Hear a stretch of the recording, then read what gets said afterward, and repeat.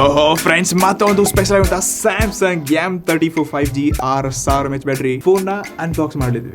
S, ಮೊದಲಾಗಿ box ನೋಡಬಹುದು Samsung M34 5G ಅಂತ ಇದೆ. ಸೊ ಇಲ್ಲಿ ಸ್ಯಾಮ್ಸಂಗ್ ಬ್ರಾಂಡ್ ನೇಮ್ ಒಂದಿಗೆ ಹಿಂದಿನ ಭಾಗ ಕೆಲವೊಂದು ಕೀ ಸ್ಪೆಸಿಫಿಕೇಶನ್ಸ್ ಗಳಿದೆ. ಬಟ್ ನಾವು ಫೋನ್ ನ ಬಟ್ಟೆ ಬಿಚ್ಚೋದ್ರಲ್ಲಿ ಫುಲ್ ಡೀಪ್ ಆಗಿ ಒಳಗೆ ಹೋಗ್ತಿದ್ವಿ. ಓಕೆ, ಎಸ್ ಬಾಕ್ಸ್ ನ ಓಪನ್ ಮಾಡಿದ ತಕ್ಷಣ ಇಲ್ಲಿ ಒಳಗಡೆ ಬಾಕ್ಸ್ ವರ್ಕ್ ಬಾ ಮಚ್ಚ. Yes, SIM ejector, C2C cable, ಮತ್ತೇನಿರುತ್ತೆ ಯೂಸರ್ ಮ್ಯಾನುವಲ್. ಯಾರು ಓದಲ್ಲ. ಇನ್ನು ಇದು ನಮ್ಮ ಮೇನ್ ಫೋನ್. ಓಹೋ, ಕಲರ್ ಗ್ರೇ ಕಲರ್ ಕೊಟ್ಟವ್ರೆ. ಸೊ ಇದನ್ನ ತೆಗಿಯೋಣ. ನೈಸ್ ಡಿಸೈನ್ ಸಖತ್ತಾಗಿದೆ. ಹಿಂದೆ ಗ್ಲಾಸ್ ತರ ಫೀಲ್ ಆಗ್ತಾ ಇದೆ. ನನ್ನ ಹತ್ರ ಇದು 128GB ಇದೆ. ಸೊ ಹಿಂದಿನ ಭಾಗ ಮೂರ್ ಕ್ಯಾಮ್ರಾ ಲುಕ್ ಮಾತ್ರ ಸಖತ್ ಕಾಣಿಸ್ತಾ ಇದೆ. ಸದ್ಯಕ್ಕೆ ಈ ಫೋನ್ ಸ್ವಲ್ಪ ಹೊತ್ತು ಸೆಟ್ ಮಾಡಿ ಯೂಸ್ ಮಾಡಿ ಡೈರೆಕ್ಟ್ಲಿ ಮುಂದೆ ಸಿಗ್ತೀವಿ. ಅದು ಫ್ರೆಂಡ್ಸ್, ಕಳೆದ 2 ದಿವಸಗಳಿಂದ ಈ ಸ್ಯಾಮ್ಸಂಗ್ M34 5G ನ ದಿನಾಲು ನಾನು ಇದರಲ್ಲಿ ಫೋಟೋಸ್ ಗಳು ತೆಗೆಯೋದು, ಗೇಮ್ಸ್ ಇದನ್ನ ರೆಗ್ಯುಲರ್ ಆಗಿ ಯೂಸ್ ಮಾಡಿ ನಿಮ್ಮದೇ ಆನೆಸ್ಟ್ ಆಗಿ ನನ್ನ ಎಕ್ಸ್ಪೀರಿಯನ್ಸ್ ತಿಳಿಸಕ್ಕೆ ಬಂದು ಕೂತ್ಕೊಂಡಿದ್ದೀನಿ. ಒಟ್ಟಾರೆ ನನ್ನ ಪ್ರಕಾರ ಈ ಫೋನ್ 18-19 ಸಾವಿರ ರೂಪಾಯಿಗೆ ಮಾರ್ಕೆಟ್ ಲಾಂಚ್ ಆಗುವಂತ ತುಂಬಾ ಸಾಧ್ಯತೆಗಳಿದೆ. ಸೊ 18-19 ಸಾವಿರ ರೂಪಾಯಿಗೆ ನಾ ಈ ಫೋನ್ ನ ತಗೊಳ್ಬಹುದಾ? ಇದ್ರ ಬಗ್ಗೆ ಕಂಪ್ಲೀಟ್ ಡೀಟೇಲ್ಸ್ ಗಳು ಒಪಿನಿಯನ್ ನಿಮ್ಗೆ ಕೊನೆಗೆ ಸಿಗುತ್ತೆ. ಎಸ್, ಕಳೆದ 2 ದಿವಸಗಳಲ್ಲಿ ನಾನು ಫಸ್ಟ್ ಡೇ ಈ ಫೋನ್ ನೋಡ್ಕೊಂಡಾಗ, ಕೈಲಿ ಇಟ್ಕೊಂಡಾಗ ತುಂಬಾ ಪ್ರೀಮಿಯಂ ಅಂತ ಫೀಲ್ ಅನಿಸ್ತು. ಬಟ್ ಅದು ಬ್ಯಾಕ್ ಡಿಸೈನ್ ಗ್ಲಾಸ್ ಅಂತ ಅನ್ಸುತ್ತೆ. ಬಟ್ ಇದು ಪಾಲಿಕಾರ್ಬನೇಟ್ ಪ್ಲಾಸ್ಟಿಕ್ ಬ್ಯಾಕ್ ಪ್ಯಾನಲ್ ನೋಡ್ತಾ ಇದ್ವಿ. ಇಲ್ಲಿ ಗ್ಲಾಸ್ ಬೇಕಿತ್ತು, ತುಂಬಾ ಪ್ರೀಮಿಯಂ ಅಂತ ಅನ್ಸಿತ್ತು. ಬಾಕಿ ಡಿಸೈನ್ ಎಲ್ಲ ನೋಡ್ಕೊಂಡಾಗ ನಿಮ್ಗೆ ಹತ್ರ ಈ ಸ್ಯಾಮ್ಸಂಗ್ S23 ಸೀರೀಸ್ ನೋಡ್ಕೊಂಡಿದ್ವಿ. ಅದೇ ರೀತಿ ಇರುವಂತ ಕ್ಯಾಮ್ರಾ ಮಾಡೆಲ್ಸ್ ಗಳನ್ನೆಲ್ಲ ನೋಡ್ತಾ ಇದ್ವಿ. ಸೈಡ್ ಗೆ ಕೂಡ ನಿಮ್ಗೆ ಈ ಪ್ಲಾಸ್ಟಿಕ್ ಫೈಬರ್ ಫ್ರೇಮ್ಸ್ ನ ಕೊಡ್ತಾ ಇದ್ದಾರೆ. ಇದು ರೈಟ್ ಸೈಡ್ ಗೆ ಮೇಲೆ ವಾಲ್ಯೂಮ್ ರಾಕರ್ ಕೀಸ್ ಮತ್ತು ಕೆಳಗಡೆ ಫಿಂಗರ್ ಪ್ರಿಂಟ್ ಡೆಡಿಕೇಟೆಡ್ ಬಟನ್ ಇದೆ. ಸೊ ಇದು ತುಂಬಾ ಕ್ವಿಕ್ ಮತ್ತು ಕಂಫರ್ಟೇಬಲ್ ಆಗಿ ಫೀಲ್ ಕೊಡುತ್ತೆ. ಸೊ ನೋಡ್ಕೋಬಹುದು, ನಾನು ಜಸ್ಟ್ ಟಚ್ ಮಾಡಿದ್ರೆ ಇನ್ಸ್ಟೆಂಟ್ಲಿ ಸೆಕೆಂಡ್ಸ್ ಅಲ್ಲಿ ಇದು ಅನ್ಲಾಕ್ ಆಗುತ್ತೆ. ಸೊ ರೀಸೆಂಟ್ಲಿ ಸದ್ಯದ ಬಜೆಟ್ ಅಲ್ಲಿ ನಾನು ಸ್ಯಾಮ್ಸಂಗ್ ಫೋನ್ಸ್ ಇದು ಕ್ವಿಕ್ ಆಗಿ ಅನ್ಲಾಕ್ ಆಗೋದನ್ನ ಕಾಣ್ತಾ ಇದ್ದೀನಿ. ಬಾಕಿ ಲೆಫ್ಟ್ ಸೈಡ್ ಗೆ ನಿಮ್ಗೆ ಇಲ್ಲಿ ಹೈಬ್ರಿಡ್ ಸ್ಲಾಟ್ ಇದೆ. 2 ಸಿಮ್ ಕಾರ್ಡ್ ನ ಯೂಸ್ ಮಾಡ್ಕೋಬಹುದು. ಡೆಡಿಕೇಟೆಡ್ ಸ್ಲಾಟ್ ಕೊಟ್ಟಿದ್ರೆ ಇನ್ನ ಚೆನ್ನಾಗಿರೋದು. ಒಟ್ಟಾರೆ ಸ್ಯಾಮ್ಸಂಗ್ ಮಿಡ್ ಅಂಡ್ ಅಲ್ಲಿ ಡಿಸೈನ್ ಲುಕ್ಸ್ ವೈಸ್ ಕೂಡ ಸದ್ಯದಲ್ಲಿ ಕೆಲಸ ಮಾಡ್ತಾ ಇದೆ. ಬಟ್ ಸ್ವಲ್ಪ ಗ್ಲಾಸ್ ಬ್ಯಾಕ್ ಕೊಡಿದ್ರೆ ಚೆನ್ನಾಗಿರ್ತಿತ್ತು. ಮತ್ತೊಂದಂದ್ರೆ ಇದು ಫೈಬರ್ ಇರೋದ್ರಿಂದ ಸ್ಮಜಸ್ ತುಂಬಾ ಬೀಳ್ತಾ ಇದೆ. ಸೊ ಜಸ್ಟ್ ನಾನು ಇವಾಗ ಕ್ಲೀನ್ ಮಾಡ್ಕೊಂಡು ಈ ರೀತಿಯಾಗಿ ಟಚ್ ಮಾಡೋದಂತಂದ್ರೆ ತುಂಬಾ ಸ್ಮಜಸ್ ಬೀಳುತ್ತೆ. ಬಟ್ ಇದನ್ನ ನೀವು ಕೇಸ್ ಹಾಕೊಂಡು ಯೂಸ್ ಮಾಡಿದ್ರೆ ಒಂದು ಒಳ್ಳೆ ಎಕ್ಸ್ಪೀರಿಯನ್ಸ್ ಸಿಗುತ್ತೆ. ಒಟ್ಟಾರೆ ಡಿಸೈನ್ ಅಲ್ಲಿ ನನಗೆ ಚೆನ್ನಾಗಿದೆ ಅಂತ ಅನಿಸ್ತು. ಬಟ್ ಅಷ್ಟೊಂದು ಸಖತ್ ಆಗಿದೆ ಅಂತ ಹೇಳಲ್ಲ. ಇದು ಡೈರೆಕ್ಟ್ಲಿ ಅಸಲಿ ಟೆಸ್ಟ್ ಮಾಡೋಣ. 3, 2, 1. ಮೈ ಗಾಡ್, ತುಂಬಾ ಜೋರಾಗಿ ಬೀಳಿಸಿದೇನೋ ಗೊತ್ತಿಲ್ಲ. ಎಸ್, ಏನು ಅಂದ್ರೆ ಏನೂ ಆಗಿಲ್ಲ. ಸೊ ಇದ್ರ ಮೇಲೆ ಯಾವುದೇ ಟೆಂಪರ್ಡ್ ಗ್ಲಾಸ್ ಕೂಡ ಏನೂ ಹಾಕಿಲ್ಲ. ಪ್ಲಾಸ್ಟಿಕ್ ಫ್ರೇಮ್ ಕೂಡ ಏನೂ ಇಲ್ಲ. ಸೊ ಇದರಲ್ಲಿ ಗೊರಿಲ್ಲಾ ಗ್ಲಾಸ್ 5 ಪ್ರೊಟೆಕ್ಷನ್ ಇದೆ. ಸೊ ಅಷ್ಟೊಂದು ಈಸಿಯಾಗಿ ಸ್ಕ್ರಾಚಸ್ ಗಳು ಬೀಳಲ್ಲ. ಸೊ ನಾರ್ಮಲಿ ಸ್ಯಾಮ್ಸಂಗ್ ನ ಈ ಮಿಡ್ ಅಂಡ್ ಫೋನ್ಸ್ ಗಳು ಎಲ್ಲದರಲ್ಲಿ ಗೊರಿಲ್ಲಾ ಗ್ಲಾಸ್ 5 ಪ್ರೊಟೆಕ್ಷನ್ ಕೊಡ್ತಾ ಇದ್ದಾರೆ. ಇದರಂತ ಫ್ರಂಟ್ ವ್ಯೂ ಏನಿದೆ 6.5 ಇಂಚಸ್ ಇರುವಂತ ಫುಲ್ HD+ ಸ್ಯಾಮ್ಸಂಗ್ ನವರ AMOLED ಡಿಸ್ಪ್ಲೇ ಇದೆ. ಸೊ ಇದರಂತ ಎಕ್ಸ್ಪೀರಿಯನ್ಸ್ ಸಖತ್ ಆಗಿದೆ. ಬಟ್ ಒಂದೇನಪ್ಪಾ ಅಂದ್ರೆ ಇದು ವಾಟರ್ ಡ್ರಾಪ್ ನಾಚ್ ಕೊಡ್ತಾ ಇದ್ದಾರೆ. ಸೊ ಇಲ್ಲಿ ಪಂಚ್ ಹೋಲ್ ಕೊಟ್ಟಿದ್ರಪ್ಪ ಅಂತಂದ್ರೆ ನಿಜವಾಗ್ಲೂ ಅದ್ಭುತ ಅಂದ್ರೆ ಅದ್ಭುತ ಎಕ್ಸ್ಪೀರಿಯನ್ಸ್ ಇರ್ತಿತ್ತು. ಬಟ್ ಸ್ಟಿಲ್ ನಾನು ಇದರಲ್ಲಿ ವಿಡಿಯೋಸ್ ಗಳು ನೋಡ್ಬೇಕಾದ್ರೆ ಸೊ ಇದಿರುವಂತ ಡಿಸ್ಪ್ಲೇ ಯೂಸೇಜ್ ಎಕ್ಸ್ಪೀರಿಯನ್ಸ್ ನಲ್ಲಿ 120 Hz ಎಲ್ಲ ತುಂಬಾ ಸ್ಮೂತ್ ಆಗಿ ರನ್ ಆಗುತ್ತೆ. ಎವನ್ ನಾನು ಇದರಲ್ಲಿ ಯೂಟ್ಯೂಬ್ ವಿಡಿಯೋಸ್ ಗಳನ್ನ ಲೈವ್ ಪ್ಲೇ ಮಾಡ್ಕೊಂಡಾಗ ಸೊ ಇದರಿಂದ ಕಲರ್ ಅಕ್ಯುರೇಸಿ ಮತ್ತು ಸೈಡ್ ವ್ಯೂವಿಂಗ್ ಆಂಗಲ್ಸ್ ಗಳ ಚೆನ್ನಾಗಿದೆ. ಬಟ್ ಇದರಲ್ಲಿ ನೀವು 4K ವಿಡಿಯೋಸ್ ಗಳನ್ನ ಪ್ಲೇ ಮಾಡಕ್ ಆಗಲ್ಲ. ಅದ್ ಯಾಕೋ ಗೊತ್ತಿಲ್ಲ. 4K ವಿಡಿಯೋಸ್ ಗಳನ್ನ ಇದು ರೆಕಾರ್ಡ್ ಮಾಡುತ್ತೆ ಕ್ಯಾಮರಾದಿಂದ. ಬಟ್ 4K ಯೂಟ್ಯೂಬ್ ವಿಡಿಯೋಗಳು ಇದರಲ್ಲಿ ನೋಡಕ್ ಆಗಲ್ಲ. ಮೇ ಬಿ ಸಾಫ್ಟ್ವೇರ್ ಅಲ್ಲಿ ಮುಂದೆ ಸಿಗಬಹುದೇನೋ ಗೊತ್ತಿಲ್ಲ. ಇಷ್ಟೇ ಅಲ್ಲದೆ ಇದನ್ನ ಔಟ್ಡೋರ್ ಕೂಡ ಟ್ರೈ ಮಾಡಿದೆ. ಇದರಲ್ಲಿ ಕೇವಲ 1000 nits ಪೀಕ್ ಬ್ರೈಟ್ನೆಸ್ ಇದೆ. ಬಟ್ ಮಾರ್ಕೆಟ್ ಅಂತ ಬೇರೆ ಚೈನೀಸ್ ಫೋನ್ಸ್ ಗಳಲ್ಲಿ 1300 1200 ಪೀಕ್ ಬ್ರೈಟ್ನೆಸ್ ಇದೆ. ಅದಕ್ಕಿಂತ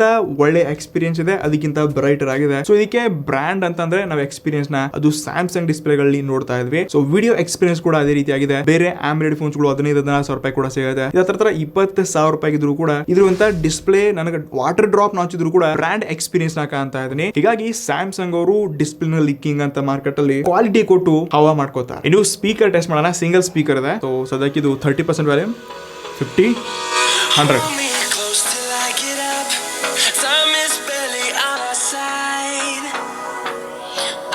ಎಸ್, ನನ್ನ ಪ್ರಕಾರ ಆನೆಸ್ಟ್ಲಿ ಇದು 20,000 ರೂಪಾಯಿ ಇರುವಂತ ಫೋನ್ ಅಂತ ಎಕ್ಸ್ಪೀರಿಯನ್ಸ್ ಸ್ಪೀಕರ್ ಕೊಟ್ಟಿಲ್ಲ. ಸೊ ಇಲ್ಲಿ ಡ್ಯುವಲ್ ಸ್ಪೀಕರ್ ಇರಬೇಕಾಗಿತ್ತು ಮತ್ತು ಲೌಡ್ ಏನೋ ಇದೆ. ಬಟ್ ಅಷ್ಟೊಂದು ಕ್ಲಾರಿಟಿ ಮತ್ತು ಕ್ಲಿಯರ್ ಆಗಿರುವಂತ ಸೌಂಡ್ ಇಲ್ಲಿ ಇಲ್ಲ. ಇದು ಯಾವಾಗ ಈ ಫೋನ್ ಅಂತ ಬ್ಯಾಟರಿ ಪವರ್ ಹೋದ್ವಿ ಅಂತಂದ್ರೆ ಎಸ್, ಸ್ಯಾಮ್ಸಂಗ್ ಅವರು M4 ಮಾನ್ಸ್ಟರ್ ಅಂತ ಬ್ಯಾಟರಿ ಫುಲ್ ಹವಾ ಮಾಡಿದ್ರೆ ಇದರಲ್ಲಿ 6000 mAh ಬ್ಯಾಟರಿನ ಕೊಡ್ತಾ ಇದ್ದಾರೆ. ಟ್ರಸ್ಟ್ ಮೀ, ಇದ್ರಂತ ಬ್ಯಾಟರಿ ಬ್ಯಾಕಪ್ ನಿಜವಾಗ್ಲೂ ಸಖತ್ ಎಕ್ಸ್ಪೀರಿಯನ್ಸ್ ಸಿಗುತ್ತೆ. ಬಟ್ ಇದರಲ್ಲಿ ನಿಮಗೆ ಪವರ್ ಅಡಾಪ್ಟರ್ ಸಿಗಲ್ಲ. ಸೊ ನಿಮ್ಮ ಯಾವುದೇ ಫೋನ್ಸ್ ಗಳಲ್ಲಿ ನಿಮ್ಮ ಈ ಚಿಪ್ಸೆಟ್ ಎಷ್ಟೊಂದು ಚಿಕ್ಕ ಚಿಪ್ಸೆಟ್ ಇರುತ್ತೆ, ಎಷ್ಟು ನ್ಯಾನೋಮೀಟರ್ ಇರುತ್ತೆ ಚಿಕ್ಕದಾಗಿ, ಸೊ ಅಷ್ಟು ಒಳ್ಳೆ ಆಪ್ಟಿಮೈಸೇಷನ್ ಹೊಂದಿರುತ್ತೆ. ಅಲ್ಲಿ ಬ್ಯಾಟರಿ ಆಪ್ಟಿಮೈಸೇಷನ್ ಒಂದಿಗೆ ಬ್ಯಾಕಪ್ ಕೂಡ ಅದೇ ರೀತಿಯಾಗಿ ಸಿಗುತ್ತೆ. ಸೊ ಇಲ್ಲಿ Exynos 1280 ಪ್ರೊಸೆಸರ್ ಇದೆ. ಇದು 5 nm ಚಿಪ್ಸೆಟ್ ಇರೋದ್ರಿಂದ ಇದರಿಂದ ಬ್ಯಾಟರಿ ಪರ್ಫಾರ್ಮೆನ್ಸ್ ಮತ್ತು ಯೂಸೇಜ್ ಅಲ್ಲಿ ತುಂಬಾ ಬ್ಯಾಕಪ್ ಸಿಗುವ ಹಾಗೆ ಇದನ್ನ ಸ್ಯಾಮ್ಸಂಗ್ ಆಪ್ಟಿಮೈಸ್ ಮಾಡಿದೆ. ಸೊ ನನ್ನ ಪ್ರಕಾರ ನೀವು ಕಂಟಿನ್ಯೂಸ್ಲಿ ದಿನಾಲು ರೀಲ್ಸ್ ನ ನೋಡ್ಕೊಂಡ ಕೂತ್ಕೊಂಡ್ರಿ, ರೆಗ್ಯುಲರ್ ಯೂಸ್ ಮಾಡಿದ್ರಿ ಅಂತಂದ್ರೆ ಆರಾಮಾಗಿ 1.5 ಡೇ ಅಥವಾ ಆರಾಮಾಗಿ 2 ದಿವಸ ಹತ್ರ ಇದರಲ್ಲಿ 6000 mAh ಎಕ್ಸ್ಪೀರಿಯನ್ಸ್ ನ ತಗೋಬಹುದು. ಇದು ಇದರಂತ ಪರ್ಫಾರ್ಮೆನ್ಸ್ ಚೆಕ್ ಮಾಡಕ್ಕೆ ಸದ್ಯಕ್ಕೆ ನಾವು ಅಸಲಿ BGM ಟೆಸ್ಟ್ ಮಾಡಿದ್ವಿ. ಸೊ ಕ್ಯಾಮ್ರಾದಲ್ಲಿ ಈ ಚಿಕ್ಕ ಸ್ಕ್ರೀನಲ್ಲಿ ನೋಡೋದು ಸ್ವಲ್ಪ ಕಷ್ಟ ಅಂತ ಹಾಕೋಬೋದು. ಮೊದಲೇ ನಮಗೆ BGM ಆಡೋಕ್ಕೆ ಬೇರೆ ಬರೋಲ್ಲ ಮೊಬೈಲಲ್ಲಿ ಗುರು. ಯಾವುದಕ್ಕೂ ಒಂದ್ಸರ್ತಿ ಬಾಂಬ್ ಹಾಕಿ ಹೋಗೋಣ. ಓಹೋ ಗನ್ ಸೆಲೆಕ್ಟ್ ಆಗಪ್ಪ. ಯಾರು ಸತ್ತಿಲ್ಲ ಸದ್ಯಕ್ಕೆ. ಇಲ್ಲ ನೋಡಿ ನಮ್ಮ ಟೀಮೇಟ್ ಹೊಡಿತಾವ ನೋಡಿ ಮಗ ಕಲಾಸ್. ಇಲ್ಲಿ ಬಂತಪ್ಪ ಒಂದಾದ್ರು. ಹೊಡೆದಾಕದ ಗುರು. ಆಡೋಕ್ಕೆ ಆಗ್ತಿಲ್ಲ ಚಿಕ್ಕ ಸ್ಕ್ರೀನಲ್ಲಿ ನೋಡ್ಬಿಟ್ಟು. ಸೊ ಲಕ್ಕಿ ಮತ್ತೊಂದು ಸರ್ತಿ ಜೈ RCB ಅಂತ ಬಾಂಬ್ ಹಾಕೋಣ ರೀ. ನೇಡ್ ಹಾಕದ ಎಲ್ಲಿ ಅವನು ಕಾಣಿಸ್ತಾನಿಲ್ಲ ಗುರು. ಅವನು ಹಾಕಿದ ನೇಡ್ ನನಗೆ. ರೆಡ್ ಹೊಡೆದ ಹಾಕದ ಗುರು. ಎಸ್ ಟ್ರಸ್ಟ್ ಮೀ, ಇದಿರುವಂಥ ಗೇಮಿಂಗ್ ಎಕ್ಸ್ಪೀರಿಯನ್ಸ್ ಚೆನ್ನಾಗಿದೆ. ಬಟ್ ಸ್ಟಿಲ್ ಇನ್ನೂ ಸ್ವಲ್ಪ ನನಗೆ ಪ್ರೊಸೆಸಲ್ಲಿ ಚೆನ್ನಾಗಿರುವಂಥ ಎಕ್ಸ್ಪೀರಿಯನ್ಸ್ ಬೇಕಾದ್ರೆ ಇದರಲ್ಲಿ 128 ಒಳ್ಳೆ ಕೆಲಸ ಮಾಡ್ತದೆ. ಬಟ್ ಇನ್ನೊಂದು ಸ್ವಲ್ಪ ಒಳ್ಳೆ ಪರ್ಫಾರ್ಮ್ ಮಾಡ್ತಿರುವಂಥ ಪ್ರೊಸೆಸ್ ಇದ್ರೆ ಚೆನ್ನಾಗಿರುತ್ತೆ. ಇದು ಈ ಫೋನ್ ಪ್ರೊಸೆಸರ್ ಏನಿದೆ ಇದು ಸ್ಯಾಮ್ಸಂಗ್ ಅವ್ರದೇ Exynos 1280 ಚಿಪ್ಸೆಟ್ ಇದೆ. ಸೊ ಇದ್ರ ಹತ್ರ ಸ್ನ್ಯಾಪ್ ಡ್ರ್ಯಾಗನ್ 778 695 ಗಳ ಒಂದು ಟಕ್ಕರ್ ಕೊಡುವಂತ ಒಂದು ಪ್ರೊಸೆಸರ್ ಅಂತ ಹೇಳ್ಬೋದು. ಸೊ ಒಂದು ಟೈಮಲ್ಲಿ ಇದು ಕೂಡ ತುಂಬಾ ಫೇಮಸ್ ಆಗಿತ್ತು. ರೀಸೆಂಟ್ಲಿ ಇದನ್ನ ಸ್ಯಾಮ್ಸಂಗ್ M33 ಮತ್ತು A33 ಕೂಡ ಇದೇ ಪ್ರೊಸೆಸರ್ ನ ಬಳಸಿದ್ದಾರೆ. ಇಷ್ಟರಲ್ಲಿ 11 5G ಬ್ಯಾಂಡ್ಸ್ ಗಳಿದೆ. ಸೊ ಇದೊಂದು ತುಂಬಾ ಹೈಪ್ ಅಲ್ಲಿ ಸಖತ್ ಆಗಿರುವಂತಹ ಬೆಂಕಿ ಪ್ರೊಸೆಸರ್ ಅಂತ ಹೇಳಲ್ಲ. ಬಟ್ ಈ ಪ್ರೈಸ್ ರೇಂಜ್ ಅಲ್ಲಿ ಸ್ಯಾಮ್ಸಂಗ್ ನ ಉಳಿದಿರೋ ಫೀಚರ್ಸ್ ಗಳನ್ನ ನೋಡ್ಕೊಂಡಾಗ ಒಂದು ಅವರೇಜ್ ಪರ್ಫಾರ್ಮ್ ಮಾಡ್ತಿರುವಂತ ಪ್ರೊಸೆಸರ್ ಅಂತ ಹೇಳ್ಕೋಬಹುದು. ಆದ್ರೆ ಮಾರ್ಕೆಟ್ ಅಂತ ಬೇರೆ ಚೈನೀಸ್ ಫೋನ್ಸ್ ಗಳಲ್ಲಿ ಇದಕ್ಕಿಂತ ಬೆಸ್ಟ್ ಪ್ರೊಸೆಸರ್ ನಿಮಗೆ ನೋಡಕ್ ಸಿಗುತ್ತೆ. ಸೊ ಇಲ್ಲಿ ಸ್ನ್ಯಾಪ್ ಡ್ರ್ಯಾಗನ್ ಸೀರೀಸ್ ಅಲ್ಲಿ ಒಂದು ಒಳ್ಳೆ ಪ್ರೊಸೆಸರ್ ನ ಕೊಟ್ಟಿದ್ರೆ ಇನ್ನ ಚೆನ್ನಾಗಿರುತ್ತೆ. ಬಟ್ ಸ್ಯಾಮ್ಸಂಗ್ ಅವರು ನಾವೇ ಬೆಳೆಸಿರುವಂತ ಪ್ರೊಸೆಸರ್ ನಮ್ಮ ಫೋನ್ ಅಲ್ಲಿ ಬೇಕು ಅಂತ ಎಲ್ಲ ಕಡೆ ಇವ್ರ ಪ್ರೊಸೆಸರ್ ಗಳನ್ನ ಹೈಪ್ ಅಲ್ಲಿ ತಗೊಳ್ತಿದ್ದಾರೆ. ಆದ್ರೆ ಸ್ಯಾಮ್ಸಂಗ್ ನವರು ನಿಮ್ ಮಾರ್ಕೆಟ್ ಅಲ್ಲಿ ಇನ್ನೊಂದು ಸೆಕ್ಯೂರಿಟಿ ಮತ್ತು ಸಾಫ್ಟ್ವೇರ್ ಅಪ್ಡೇಟ್ಸ್ ನ ಕೊಡ್ತಾ ಇದ್ದಾರೆ. ಸೊ ಇದನ್ನ ಈ ಪ್ರೈಸ್ ರೇಂಜ್ ಅಲ್ಲಿ ಯಾವುದೇ ಬ್ರ್ಯಾಂಡ್ ಕೆಲಸ ಮಾಡ್ತಾ ಇಲ್ಲ. ಸೊ ಇದರಲ್ಲಿ out of the box Android 13 ನೋಡ್ತಾ ಇದ್ವಿ. ಫಿಕ್ಸ್ಡ್ ನಿಮಗೆ 4 ವರ್ಷಗಳ ಆಂಡ್ರಾಯ್ಡ್ ಅಪ್ಡೇಟ್ ಮತ್ತು 5 ವರ್ಷಗಳ ಸೆಕ್ಯೂರಿಟಿ ಪ್ಯಾಚ್ ಅಪ್ಡೇಟ್ ಕೂಡ ಸಿಗ್ತಾ ಇದೆ. ಇಷ್ಟಲ್ಲದೆ ಸ್ಯಾಮ್ಸಂಗ್ ನ ನಾಕ್ ಸೆಕ್ಯೂರಿಟಿ ಕೂಡ ಇದೆ. ಸೊ ಇದು ಸ್ಯಾಮ್ಸಂಗ್ ವ್ಯಾಲೆಟ್ ಮತ್ತು ಸ್ಯಾಮ್ಸಂಗ್ ಪೇಮೆಂಟ್ ಗೆ ತುಂಬಾ ಯೂಸ್ಫುಲ್ ಇದೆ. ಸೊ ನಿಮ್ಮ ಕಾರ್ಡ್ ಸೆಕ್ಯೂರಿಟಿ ಪೇಮೆಂಟ್ಸ್ ಗಳನ್ನ ಇನ್ನಷ್ಟು ಸೆಕ್ಯೂರ್ ಆಗಿ ಇಟ್ಕೋಬಹುದು. ಜೊತೆಗೆ LPDDR4X RAM ಒಂದಿಗೆ ಏನಾದ್ರೆ ಇದು 128GB ವೇರಿಯಂಟ್ ನೋಡ್ತಾ ಇದ್ವಿ. ಸೊ ಈ ಫೀಚರ್ ಈ ಪ್ರೈಸ್ ರೇಂಜ್ ಅಲ್ಲಿ ಬೇಕೇ ಬೇಕು. ಇಷ್ಟೇ ಅಲ್ಲದೆ ಇದರಲ್ಲಿ ಫ್ಲಾಗ್ಶಿಪ್ ಅಲ್ಲಿರುವಂತಹ ಸ್ಯಾಮ್ಸಂಗ್ ಇರುವಂತಹ One UI 5.0 ಕೂಡ ಸಿಗುತ್ತೆ. ಸೊ ಇದಿರುವಂತ ಎಕ್ಸ್ಪೀರಿಯನ್ಸ್ ನಿಜವಾಗ್ಲೂ ಯೂಸೇಜ್ ಅಲ್ಲಿ ಯಾವುದೇ ಬ್ಲಾಟ್ವೇರ್ ಅಪ್ಲಿಕೇಶನ್ ಗಳ ಬೇರೆ ಥರ್ಡ್ ಪಾರ್ಟಿ ಅಪ್ಲಿಕೇಶನ್ಸ್ ಗಳು ಆಡ್ಸ್ ಅದು ಇದು ಯಾವುದೇ ಪ್ರಾಬ್ಲಮ್ ಇಲ್ಲ. ಇದು ಸೆಕ್ಯೂರಿಟಿಗೋಸ್ಕರ ಟಾಪ್ ಅಲ್ಲಿರುವಂತ ಬಜೆಟ್ ಮಿಡಲ್ ಅಲ್ಲಿರುವಂತ ಒಂದು ಫೋನ್. ಇದು ಕೊನೆಯದಾಗಿ ನನ್ನ ಪ್ರಕಾರ ಈ ಸ್ಮಾರ್ಟ್ ಫೋನ್ ಸದ್ಯದ ಮಾರ್ಕೆಟ್ ಅಲ್ಲಿ 20,000 ರೂಪಾಯಿಗಳೇ one of the best camera phone ಅಂತ ನಾನು ಕರೆಯಕ್ಕೆ ಇಷ್ಟಪಡ್ತಾ ಇದ್ದೀನಿ. ಬಿಕಾಸ್ ಆಫ್ ಇದರಲ್ಲಿ OIS ಸೆನ್ಸರ್ ಕೊಡ್ತಾ ಇದ್ರೆ ಮೇನ್ 50 ಮೆಗಾ ಪಿಕ್ಸೆಲ್ ಇದೆ. ಇದರಲ್ಲಿ ಆಪ್ಟಿಕಲ್ ಇಮೇಜ್ ಸ್ಟೆಬಿಲೈಸೇಷನ್ ಇದೆ. 8 ಮೆಗಾ ಪಿಕ್ಸೆಲ್ ನ ಅಲ್ಟ್ರಾ ವೈಡ್ ಮತ್ತು 2 ಮೆಗಾ ಪಿಕ್ಸೆಲ್ ನ ಮ್ಯಾಕ್ರೋ ಶೂಟರ್ ಕೊಡ್ತಾ ಇದ್ದಾರೆ. ನೀವು ಇಲ್ಲಿ ಸ್ಕ್ರೀನ್ ಮೇಲೆ ಫೋಟೋಸ್ ಗಳನ್ನ ನೋಡ್ಕೋಬಹುದು. ಮೊದಲನೇದಾಗಿ ಪಿಕ್ಚರ್ಸ್ ಗಳಿದೆ ನ್ಯಾಚುರಲ್ ಆಗಿ ತುಂಬಾ ಬ್ರೈಟರ್ ಮತ್ತು ಕಲರ್ಫುಲ್ ಆಗಿ ನಿಮಗೆ ಸ್ಯಾಚುರೇಷನ್ ಜಾಸ್ತಿ ತೋರಿಸಲ್ಲ. ಇಲ್ಲಿ ಅಕ್ಯುರೇಟ್ ಮತ್ತು ನ್ಯಾಚುರಲ್ ಅಂತ ಕ್ಲಾರಿಟಿ ಪಿಕ್ಚರ್ಸ್ ಗಳನ್ನ ನೋಡ್ತಾ ಇದ್ವಿ. ಇನ್ ಯಾವಾಗ ನನ್ನ ಫೇಸ್ ಗೆ ನಾನು ಡಿಫ್ರೆಂಟ್ ಆಗಿ ಫೋಟೋಸ್ ಗಳನ್ನ ತೆಗಿತಾ ಇದ್ದೀನಿ. ಸೊ ಔಟ್ಡೋರ್ ಅಲ್ಲಿ ತುಂಬಾ ಕ್ಲಾರಿಟಿ ಸ್ಕಿನ್ ಟೋನ್ ಇದೆ, ತುಂಬಾ ಚೆನ್ನಾಗಿ ಮ್ಯಾನೇಜ್ ಮಾಡುತ್ತೆ. ಒಳ್ಳೆ ಇಮೇಜ್ ಪ್ರೊಸೆಸಿಂಗ್ ನ ನೋಡ್ತಾ ಇದ್ವಿ. ಇಂಡೋರ್ ಅಲ್ಲಿ ಕೂಡ ಸೇಮ್ ಫೋಟೋಸ್ ಗಳಿದೆ. ಸೊ ನಾಯ್ಸ್ ಆಗಿರ್ಲಿ ಕ್ಲಾರಿಟಿ ಕಮ್ಮಿ ಇದೆ ಈ ರೀತಿ ಫೀಲ್ ಆಗಲ್ಲ. ನೈಟೋಗ್ರಾಫಿನಲ್ಲಿ ಕೂಡ OIS ತುಂಬಾ ಸಹಾಯ ಮಾಡುತ್ತೆ. ಪಿಕ್ಚರ್ಸ್ ಗಳನ್ನ ಕತ್ಲಿನಲ್ಲಿ ಕೂಡ ಬ್ರೈಟರ್ ಆಗಿ ಮತ್ತೊಂದು ಕ್ಲಾರಿಟಿ ಒಂದಿಗೆ ವಿತೌಟ್ ನಾಯ್ಸ್ ನಾವಿಲ್ಲಿ ಪಿಕ್ಚರ್ಸ್ ಗಳನ್ನ ನೋಡ್ತಾ ಇದ್ವಿ. ಇಷ್ಟೇ ಅಲ್ಲದೆ ಪೋರ್ಟ್ರೇಟ್ ಫೋಟೋಸ್ ಗಳು ಕೂಡ ತುಂಬಾ ಶಾರ್ಪ್ ಮತ್ತು ಅಕ್ಯುರೇಟ್ ಆಗಿರುವಂತಹ ಪಿಕ್ಚರ್ಸ್ ಗಳನ್ನ ನೋಡ್ತಾ ಇದ್ವಿ. ಇನ್ನು 8 ಮೆಗಾ ಪಿಕ್ಸೆಲ್ ಅಲ್ಟ್ರಾ ವೈಡ್ ಕೂಡ ಓಕೆ ಕಲರ್ಸ್ ಗಳು ಮತ್ತು ಕ್ಲಾರಿಟಿ ಚೆನ್ನಾಗಿದೆ. ಬಾಕಿ 2 ಮೆಗಾ ಪಿಕ್ಸೆಲ್ ಓಕೆ ಹೇಳ್ಕೋಬಹುದು. ಇದು ಇದರಿಂದ ಫ್ರಂಟ್ ಕ್ಯಾಮೆರಾ ಹೋದ್ವಿ ಅಂತಂದ್ರೆ 13 ಮೆಗಾ ಪಿಕ್ಸೆಲ್ ಸೆಲ್ಫಿ ಶೂಟರ್ ಇದೆ. ಸೊ ಇಲ್ಲಿ ಕೂಡ ಸ್ಕಿನ್ ಟೋನ್ ಮತ್ತು ಕಲರ್ಸ್ ಗಳನ್ನ ತುಂಬಾ ಅಕ್ಯುರೇಟ್ ಆಗಿ ಮತ್ತು ನ್ಯಾಚುರಲ್ ಆಗಿರುವಂತಹ ಪಿಕ್ಚರ್ಸ್ ಗಳನ್ನ ಕೊಡುತ್ತೆ.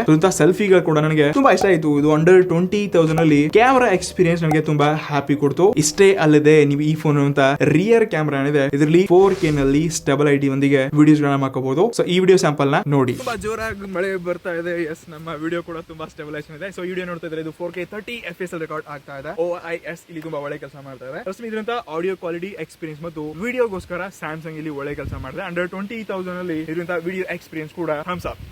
ಇದು ಫ್ರಂಟ್ ಅಲ್ಲಿರುವಂತಹ ಕ್ಯಾಮೆರಾ ನೀವು 1080p 30 FPS ರೆಕಾರ್ಡ್ ಮಾಡಬಹುದು. ಈ ವಿಡಿಯೋ ಸ್ಯಾಂಪಲ್ ನ ನೋಡಿ. S friends, after long time ನಾವು ಮಳೆಯಲ್ಲಿ ಶೂಟ್ ಮಾಡ್ತಾ ಇದ್ವಿ. ಎಸ್ ಈ ರೆಕಾರ್ಡ್ ಏನು ನೋಡ್ತಾ ಇದ್ರೆ 1080p 30 FPS ರೆಕಾರ್ಡ್ ಆಗ್ತಾ ಇದೆ. ಮಳೆಯಲ್ಲಿ ತೋರಿಸ್ಕೊಂಡು ಶೂಟ್ ಮಾಡ್ತಾ ಇದ್ವಿ. ಆಡಿಯೋ ಕ್ವಾಲಿಟಿ ಕೂಡ ಚೆನ್ನಾಗಿದೆ ಅಂತ ಅನ್ಸುತ್ತೆ. ಎಸ್ ಮಜಾ ಬರ್ತಾ ಇದೆ. ವಿಡಿಯೋ ಎಂಡ್ ಮಾಡೋದೇ ಬೇಡ ಅನಿಸ್ತದೆ. ಎನಿವೇ ಒಟ್ಟಾರೆ ಈ ಪ್ರೈಸ್ ರೇಂಜ್ ಅಲ್ಲಿ ಸ್ಯಾಮ್ಸಂಗ್ ಕಡೆಯಿಂದ ಇದು ಪಾಸಿಬಲ್ ಆಯ್ತಾ ಅನ್ನೋದೇ ಒಂಥರ ಆಶ್ಚರ್ಯ ಅಂತ ಹೇಳ್ಕೋಬಹುದು. ನನ್ನ ಪ್ರಕಾರ ನಾನು ಇದರಲ್ಲಿ ಫೋಟೋ ಎಕ್ಸ್ಪೀರಿಯನ್ಸ್ ವಿಡಿಯೋಗ್ರಫಿ ನೋಡ್ಕೊಂಡಾಗ ಸದ್ಯದ ಮಾರ್ಕೆಟ್ ಅಲ್ಲಿ ಬ್ರಾಂಡ್ ಎಕ್ಸ್ಪೀರಿಯನ್ಸ್ ಒಂದಿಗೆ one of the best camera phone. ಅದು 20,000 ರೂಪಾಯಿ OIS ಅದು ಸ್ಯಾಮ್ಸಂಗ್ ಕಡೆಯಿಂದ ಅಂದ್ರೆ ನಂಬಕ್ಕಾಗಲ್ಲ. ಟ್ರಸ್ಟ್ ಮೀ ಇದಿರುವಂತಹ ಕ್ಯಾಮ್ರಾ ನಿಜವಾಗ್ಲೂ ಇಂಟ್ರೆಸ್ಟಿಂಗ್ ಇದೆ. ಇದು ಬೆಸ್ಟ್ ಕ್ಯಾಮ್ರಾ ಫೋನ್ ಅಂಡರ್ 20,000. ಇದು ಕೊನೆಯದಾಗಿ ಈ ಫೋನ್ ಬಗ್ಗೆ ನನ್ನ ಪ್ರಾಮಾಣಿಕ ಅನಿಸಿಕೆ ಏನಪ್ಪಾ ಅಂತಂದ್ರೆ ನನ್ನ ಪ್ರಕಾರ ಈ ಫೋನ್ ಒಂದು 20,000 ರೂಪಾಯಿ ಲಾಂಚ್ ಆಗ್ಬೋದು. ಇದನ್ನ ಬಿಫೋರ್ ಲಾಂಚ್ ಶೂಟ್ ಮಾಡ್ತಾ ಇದೀನಿ. ಆನೆಸ್ಟ್ಲಿ ನೀವು 20,000 ರೂಪಾಯಿಗೆ ಬಂತಪ್ಪ ಅಂತಂದ್ರೆ ಲಾಂಗ್ ಟರ್ಮ್ ಯೂಸೇಜ್ಗೆ ಡಿಸೈನ್ ಎಲ್ಲ ಚೆನ್ನಾಗಬೇಕು, ನಮ್ಗೆ ನೋಡಕ್ ಸ್ಟೈಲಿಶ್ ಆಗಿರ್ಬೇಕಪ್ಪ ಅಂತಂದ್ರೆ ನಾನು ಈ ಫೋನ್ ಸ್ಟೈಲಿಶ್ ಆಗಿದೆ, ಬಟ್ ಅಷ್ಟೊಂದು ಹಾರ್ಡ್ ಕೋರ್ ಆಗಿ ಸ್ಕ್ರಾಚಸ್ಗಳು ಸ್ಮಜಸ್ಗಳು ನನಗೆ ಓಕೆ ಅಂತ ಫೀಲ್ ಕೊಡ್ತು. ಬಾಕಿ ಬ್ರಾಂಡ್ ಯೂಸೇಜ್ ಮತ್ತು ಬೆಸ್ಟ್ ಕ್ಯಾಮ್ರಾ ಫೋನ್ಗೆ ಕಣ್ಣು ಮುಚ್ಕೊಂಡು ನೀವು ಸ್ಯಾಮ್ಸಂಗ್ M34 5G ನ ತಗೊಳ್ಬಹುದು. ಸೊ ನಿಮ್ಮ ಒಪಿನಿಯನ್ ಅನ್ಸುತ್ತೆ ಈ ಪ್ರೈಸ್ ರೇಂಜ್ ಅಲ್ಲಿ ಇದು ಬರತ್ತಾ ಅಥವಾ 25,000 ರೂಪಾಯಿ ಲಾಂಚ್ ಆದ್ರೂ ಆಗ್ಬೋದು ಗೊತ್ತಿಲ್ಲ, ಬಟ್ 25,000 ಕೂಡ ಸಿಗೋದಿಲ್ಲ. 21-22 ಬಂದ್ರು ಕೂಡ ನಿಮ್ಗೆ ಆಫರ್ ಅಲ್ಲಿ 18-19 ಸಿಗುತ್ತೆ. ಸೊ ಡೆಫಿನೆಟ್ಲಿ 6 128GB ಒಂದು ಬೆಸ್ಟ್ ಆಪ್ಷನ್ ಆಗುತ್ತೆ. ನಿಮ್ಮ ಕಮೆಂಟ್ಸ್ ಗಳನ್ನ ಕಮೆಂಟ್ ಮಾಡಿ, ನಾವು ಓದಿ ರಿಪ್ಲೈ ಮಾಡಿದ್ವಿ. ನಮಸ್ಕಾರ.